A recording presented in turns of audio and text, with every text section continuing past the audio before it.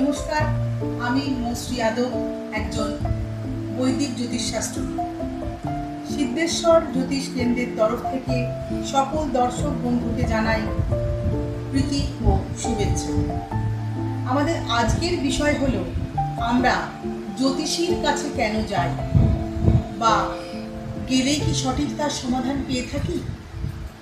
সে কথা বলতে গেলে বলতে হয়, আমরা যখন জীবনের চরম কোনো সংকটে পৌঁছই, বা যখন জীবনে কোনো চরম সংকট এসে পড়ে, সেটা অর্থনৈতিক সংকট হতে পারে, কোনো সম্পর্কের টানাপোড়েন হতে পারে, ব্যবসা চাকরি অর্থাৎ কর্মজীবন সম্বন্ধ কোনো সংকট হতে পারে, সেই সকল সংকটের মধ্যে মানুষ বড় অস্থির হয়ে পড়ে। তার সঙ্গে তার একটি কৌতূহলও কাজ করে তার আগামী জীবন সম্বন্ধে। তখন সঠিক সমাধানের জন্য, সঠিক সিদ্ধান্ত গ্রহণের জন্য সেই মানুষ ছুটে যায় কোনো জ্যোতিষশাস্ত্রবিদের কাছে। জ্যোতিষশাস্ত্রবিদ কি করেন?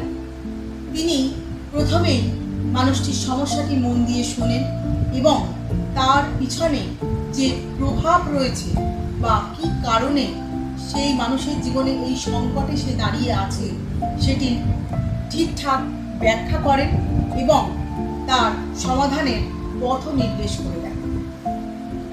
যে মানুষটি সেই মুহূর্তে চরম সংকটের মধ্যে জ্যোতিষীর কাছে গিয়ে পৌঁছয়, জ্যোতিষী তার কাছে একটি মানসিক স্বস্তির জায়গা এনে দেন, একটি ভরসার জায়গা এনে দেন।